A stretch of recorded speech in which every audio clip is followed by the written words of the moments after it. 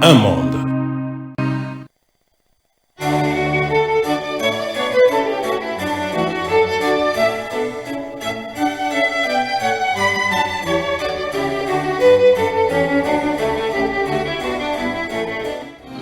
Ce journal vous est offert par Tango Protection. Illico Cash, ma banque mobile.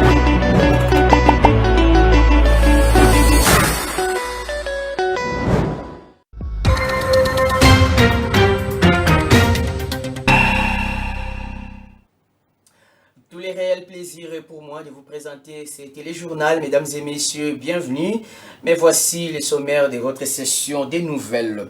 La communauté congolaise a perdu plus de 60 personnes, dont 27 dans des centres de santé dans la province du Kwango, des suites d'une maladie qui n'est pas encore identifiée, qui sévit et surtout dans cette partie du Grand Bandundu. C'est le ministre de la Santé publique qui l'a annoncé ce jeudi à Kinshasa. Vous rencontrez le docteur Roger Kamba, c'est la fin de cette édition du journal. La RDC a célébré ce 5 décembre la journée nationale de l'arbre. Question de sensibiliser la population sur l'importance de l'arbre dans la vie humaine. Un accent particulier a été mis cette année sur les différentes espèces en voie de disparition. Et puis, vous utilisez peut-être les réseaux Orange. Sachez que la société a totalisé ce 5 décembre 12 ans jour pour jour depuis son installation en République démocratique du Congo. Une grande cérémonie festive a eu lieu ce jeudi quant à ce. Voilà tout pour les sommaires. Le détail dans un instant. Merci de faire confiance à la RTGA pour vous informer. Je l'ai dit en titre, 27 personnes ont trouvé déjà la mort des suites d'une maladie non autrement identifiée dans des structures sanitaires de la zone de santé de Panzi. Nous sommes dans la province du Kwango et la communauté dans son ensemble a perdu au total 60 personnes. C'est le ministre de la Santé publique qui a donné le bilan de cette maladie qui sévit depuis fin novembre dans cette contrée de la République démocratique du Congo. Le docteur Samuel Roger Kamba l'a dit au cours d'un point de presse tenu ce jeudi à Kinshasa. Vous aurez des précisions d'ici la fin de cette édition du journal. Et pendant ce temps, on va parler de la lutte contre le banditisme urbain à Kinshasa et dans d'autres grandes villes de la République. La décision du ministre d'État en charge de la justice visant à exécuter la peine de mort contre le Kuluna a été saluée par une frange de la population congolaise. Maître Patient Kitenge, avocat au barreau du Kwilu, et Maître Moïse Pika, avocat au barreau de Kinshasa-Gombe, pensent que cette mesure d'appliquer la peine de mort aux Kuluna qui seront attrapés, jugés et condamnés va combattre ce phénomène en République démocratique du Congo. Vous allez suivre leurs avis dans ce reportage. Regardez. L'opinion publique a salué la décision annoncée par le patron de la justice congolaise afin de lutter contre le phénomène Kuluna à Kinshasa et dans d'autres villes de la République démocratique du Congo. La peine de mort qui sera exécutée contre les bandits urbains sera précédée de la mise en place d'une commission de lutte contre ce phénomène social qui dérange la quiétude de la population. Maître Patient Kitenge, avocat au barreau du Kwilu, salue cette décision. Il pense que cela peut apporter un soulagement dans la société selon la vision du chef de l'État. Vous savez qu'il y a quelques mois que vous avez suivi la décision du gouvernement parce que le gouvernement s'était déjà décidé d'enlever l'option des moratoires. Donc aujourd'hui, nous pouvons dire que la RDC peut exécuter la peine de mort. Donc la décision que le gouvernement a prise pour mettre fin au phénomène Kuluna, elle est vraiment bonne. C'est pour juste lutter contre le banditisme urbain dans la ville de Kinshasa. Les Kuluna doivent être responsables de leurs actes criminels, soutient un autre juriste. Maître Moïse Pika plaide également pour que la peine de mort soit aussi exécutée contre les condamnés dans l'affaire de Corneille Nangaa à la date du 8 août 2024. Même les Kuluna dont fait allusion les ministres de la Justice, Maître Constant Moutamba, doivent également être responsables de leurs actes criminels. Je voudrais aussi profiter de la même occasion pour plaider pour l'exécution de la peine de mort contre ceux qui ont été condamnés dans l'affaire ministère public contre M. Corneille Nangaa et consorts en date du 8 août 2024. Cette décision est une mesure supérieure pour mettre fin au phénomène Kuluna en République démocratique du Congo.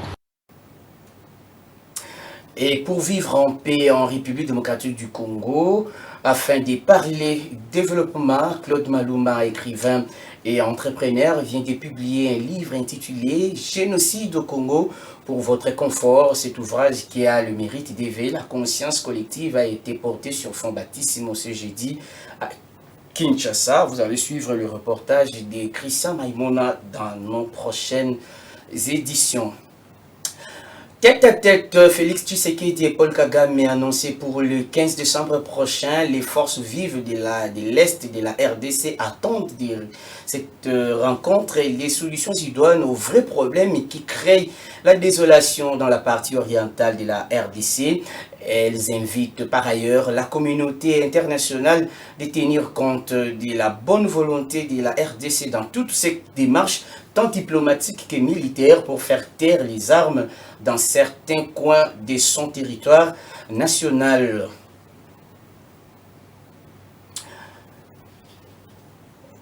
On va poursuivre cette édition de nouvelles, mesdames et messieurs, pour parler de ce projet Lobito. Non, on va se rendre dans la province du Sankourou où les arrêts des travaux ont repris pour élargir l'aérodrome de Lodja dans la province du Sankourou précisément. Et ces travaux qui ont repris depuis mercredi, lancés par le gouverneur de province et exécutés par l'entreprise Adi Construction. La reprise de ces travaux a été saluée par la population principale bénéficiaire de ces ouvrages. La société civile de cette partie du pays plaide cependant à l'aboutissement de cet ambitieux projet qui va donner un ouf de soulagement, même sur le plan économique et du développement de cette province. Je vous le disais au sommaire, la République démocratique du Congo a célébré ce 5 décembre la journée nationale de l'arbre. Cette journée vise à sensibiliser le public sur l'importance de l'arbre pour l'écosystème. L'arbre est considéré comme producteur d'oxygène, purificateur d'air et source de vie, est de moins en moins visible le long des avenues du centre de Lubumbashi dans la province du Haut-Katanga. Les flamboyants et les jacarandas qui embellissent ces artères durant les périodes de floraison sont en voie de disparition au centre-ville de Lubumbashi du côté résidentiel. Clarisse Koko Kapalaï pour les détails.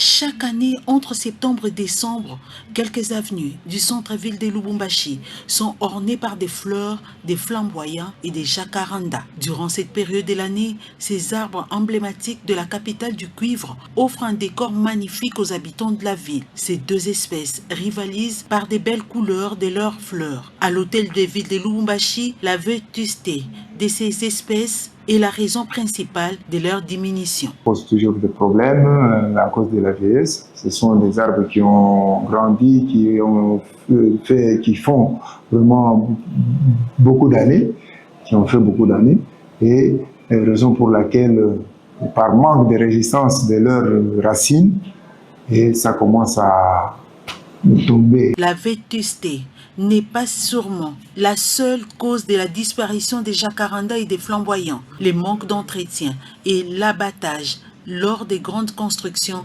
sont aussi à la base de leur diminution. Nous avons certaines espèces qu'on aura toujours à voir par où planter, mais avec les jacarandas, on fera aussi le choix du milieu, de l'endroit là où on doit les mettre pour éviter lorsque ça vieillisse. Au jardin botanique de Lubumbashi, la pépinière regorge plusieurs types d'arbres, notamment les jacarandas et les flamboyants. L'agronome Gaylor Moulimbi s'occupe de l'arboriculture dans cette pépinière. Selon lui, les jacarandas et les flamboyants restent des espèces les mieux adaptées à la ville de Lubumbashi. Les jacarandas, ce sont des espèces résistantes au vent violent. Donc vous pouvez les planter. Ça résiste vraiment. Et puis par sa décoration, lorsqu'ils sont en fleurs, ce sont des espèces qui décorent vraiment les avenues. Au-delà de la décoration et de l'ombre qu'il offre, les flamboyants et les jacarandas, comme les autres arbres, jouent un rôle dans le maintien de la biodiversité. Ils constituent les logis pour plusieurs espèces de la faune urbaine. On va parler de l'entrepreneuriat dans ce journal. La première ministre Judith Suminwa Tuluka a procédé mercredi dernier à l'ouverture de la première édition du colloque sur l'accompagnement entrepreneurial et innovation verte en contexte africain. La cérémonie s'est déroulée au centre Wallonie-Bruxelles à Kinshasa. André Coman pour les détails. Dans son allocution, la première ministre Judith Suminwa a rappelé l'engagement de son gouvernement à promouvoir l'entrepreneuriat de jeunes, tel que repris dans le programme d'action de son gouvernement, conçu sur la droite ligne de la vision du chef de l'État Félix Antoine Tshisekedi Tshilombo. En effet, mon pays, la République démocratique du Congo, peut s'enorgueillir de son exceptionnel capital humain, jeune, dynamique et résilient. La population congolaise est prête à se lancer vers un nouveau pacte pour un avenir meilleur et prospère, notamment au travers de l'entrepreneuriat des jeunes, seul vecteur de croissance et de création d'emplois, tel que le prône le programme d'action du gouvernement, notamment dans son pilier 1, qui a pour objectif de diversifier l'économie et de créer des emplois, et protéger le pouvoir d'achat des ménages. La chef du gouvernement considère l'entrepreneuriat comme l'opportunité la plus prometteuse pour l'intégration massive de jeunes dans les secteurs de l'emploi. Elle a encouragé de réflexions profondes sur cette problématique afin de favoriser de décisions courageuses pour l'essor de ce secteur. Occasion pour Judith Suminwa de faire mention aux efforts menés par son gouvernement dans ces secteurs, plus particulièrement en faveur de l'entrepreneuriat féminin. Dans un contexte général de forte restriction des opportunités d'emploi salariés sur le continent, un grand nombre de réformes institutionnelles, des projets et actions innovantes sont entreprises au niveau national afin de promouvoir l'entrepreneuriat et plus particulièrement l'entrepreneuriat féminin. Ces colloques visent à explorer et à débattre de différentes stratégies d'accompagnement entrepreneurial adaptées aux défis uniques du continent africain, tout en mettant accent sur l'innovation verte et le développement durable. Il s'agit de combler le vide de recherche sur l'accompagnement entrepreneurial africain et de proposer des modifications susceptibles de favoriser l'émergence d'entreprises durables. On va prendre ce reportage qui a été laissé en suspense. Il s'agit de 27 personnes qui ont déjà trouvé la mort des suites d'une maladie non autrement identifiée dans des structures sanitaires de la zone de santé des Panzi dans la province du Congo. Et la communauté dans son ensemble a perdu plus de 60 personnes. C'est le ministre de la Santé publique qui a donné le bilan de cette maladie qui sévit depuis fin novembre dans cette contrée. Le docteur Samuel Roger Kamba l'a dit au cours d'un point de presse tenu ce jeudi à Kinshasa. On va faire le point avec Clarisse et Coco Kapalai. Cette maladie inconnue qui sévit dans la zone de santé des Panzi dans le Congo a déjà fait une soixantaine de décès. Selon le ministre de la Santé publique, Hygiène et Prévoyance sociale, elle présente des symptômes semblables à ceux de la grippe. Son mode de contamination est encore méconnu. On a signalé plus ou moins 382 cas de ce phénomène et caractérisé par, premièrement, la fièvre, deuxièmement, la toux, troisièmement, le nez qui coule, ce qu'on appelle la rhinorrhée, et quatrièmement, des maux de tête et des courbatures. Donc, vraiment un syndrome qui ressemble à un syndrome de grippe. Et avec, pour certains enfants et pour certaines personnes qui sont décédées, une détresse respiratoire, donc des difficultés à respirer qui surviennent suite à ce tableau.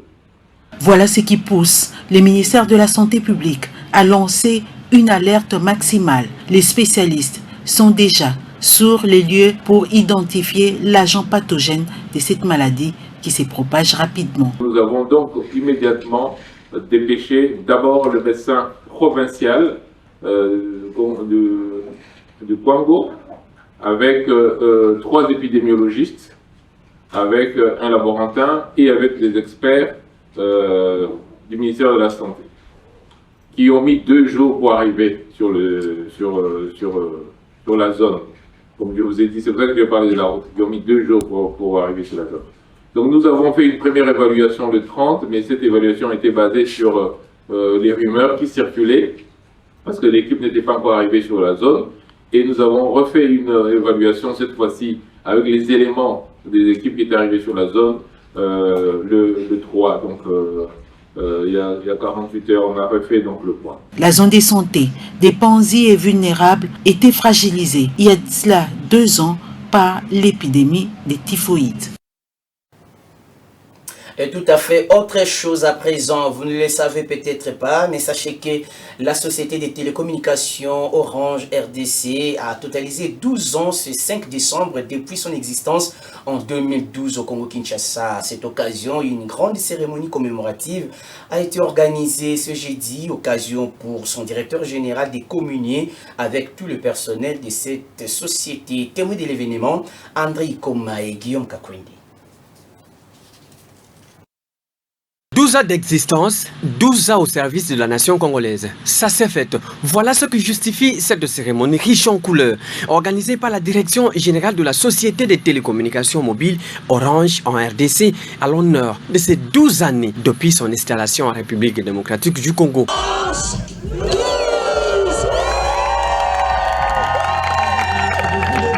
Un parcours réussi grâce à l'engagement de chaque agent. Casser l'image de Katia de Sentel et Katia Dertel, j'ai porté la marque Orange.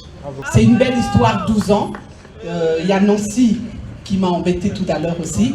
Il y a des anciens de Cadiz. Occasion pour le directeur général Ben Cheikh Aïdara de s'imprégner de l'effectivité des opérations et services qu'offre sa société à ses différents partenaires. Après cette étape, le numéro 1 d'Orange en RDC a circonscrit la portée de cet événement. Beaucoup d'émotions effectivement. Parce que 12 ans, c'est pas beaucoup, mais c'est l'âge, on va dire, à l'entrée de l'adolescence. Hein. On commence à devenir grand, on a beaucoup appris et nous restons très très confiants pour l'avenir à RDC. Et Orange s'inscrit de façon très durable dans l'avenir de notre beau pays et nous continuerons à apporter tous les jours un peu plus à nos clients et aux différentes communautés. Il faut dire qu'Orange Mobile offre des multiservices qui sont appréciés par ce client. Moi, je dirais que du point de vue le service, j'aime bien le service en tout cas. Le service, il est vraiment impeccable. Et des fois, je trouve qu'il y a une petite perturbation de réseau, mais ça va en tout cas. Un repas convivial a été offert à l'assistance où la plupart d'abonnés présents ont été gratifiés par le directeur général, signe de reconnaissance pour l'acceptation de sa société.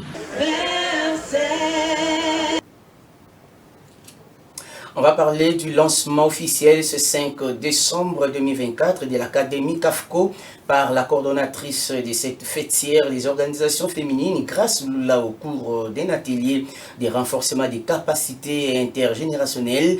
Cette remise à niveau est axée sur les droits fondamentaux des femmes. Une initiative du CAFCO avec l'appui d'Open Society Africa pour préparer la relève et assurer sa pérennité en tant qu'institution. Suzy Kibira Omari nous en parle dans ce reportage. L'Académie du cadre permanent de concertation de la femme congolaise a été lancée ce 5 décembre 2024 au cours de cet atelier sur les droits fondamentaux des femmes initié par cette fêtière d'organisation féminine avec l'appui de son partenaire Open Society Africa. Académie CAFCO, c'est une approche méthodologique qui permet aux femmes leaders de CAFCO œuvrant dans diverses thématiques de commencer à faire le transfert des compétences vers les générations montantes. Les femmes sont dans l'autonomisation, la lutte contre la pauvreté. Il y a un domaine qui concerne femmes et environnement. Donc il y a autant de domaines sur lesquels les femmes doivent inscrire leurs actions quand elles travaillent sur des questions des droits humains de la femme. Elles doivent savoir c'est dans quel domaine de Beijing nous sommes inscrits. Des intervenants se sont succédés. Le docteur Samba, au nom de la représentante de l'ONU Femmes, a rappelé les grandes conférences mondiales pour les femmes afin d'aider la jeune génération à comprendre l'essence de la lutte en faveur des droits des femmes. Copenhague en 80, Nairobi en 85 et Beijing en 95. Rose Massal, directrice nationale de l'UCOFEM, qui a salué cette dynamique impulsée par le cadre permanent des concertations de la femme congolaise, a souligné l'importance de la lutte des droits des femmes dans la promotion de la femme des médias. La femme avait juste des places un peu fantaisistes. Il y a quand même ces petites avancées. On voit les femmes qui gravissent quand même les échelons. Le cadre permanent de concertation de la femme congolaise assure déjà sa relève en tant qu'institution en suscitant de l'intérêt dans le chef de la jeune génération et en accompagnant les femmes politiques et activistes. On va faire le rappel des titres et puis on se quitte. La communauté congolaise a perdu plus de 60 personnes, dont 27 dans des centres de santé dans la province du Kwango, des suites d'une maladie qui n'est pas encore identifiée, qui sévit surtout dans cette partie du Grand Bandundu. C'est le ministre de la Santé qui l'a annoncé ce jeudi à Kinshasa. Vous avez suivi le docteur Roger Kamba dans ce journal. Et puis la RDC a célébré ce 5 décembre la journée nationale de l'arbre. Question de sensibiliser la population sur l'importance de l'arbre dans la vie humaine. Un accent particulier a été mis cette année sur les différentes espèces en voie de disparition. Vous utilisez peut-être les réseaux Orange et sachez que la société a totalisé ce 5 décembre 12 ans jour pour jour. Depuis son installation en République démocratique du Congo, une grande cérémonie festive a eu lieu ce jeudi quant à ce.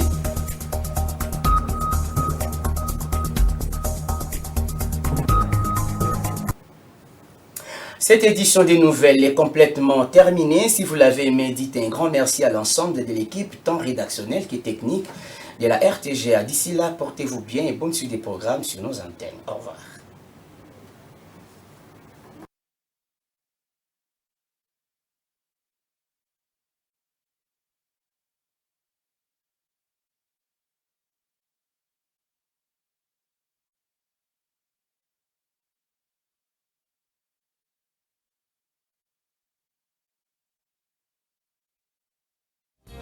Ce journal vous a été offert par Tango Protection. Illico Cash, ma banque mobile.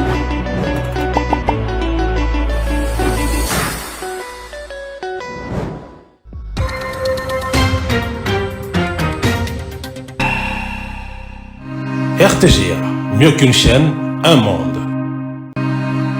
RTGA, mieux qu'une chaîne, un monde. RTGA, mieux qu'une chaîne, un monde. RTGA, mieux qu'une chaîne, un monde.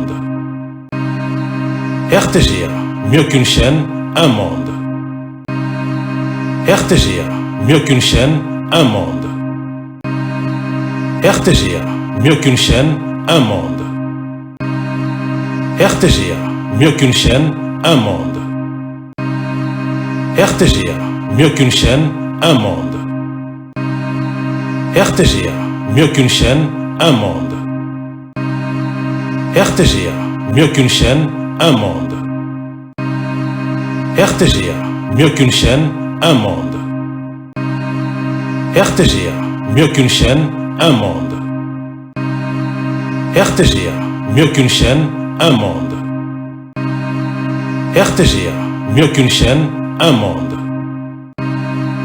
RTGA, mieux qu'une chaîne, un monde.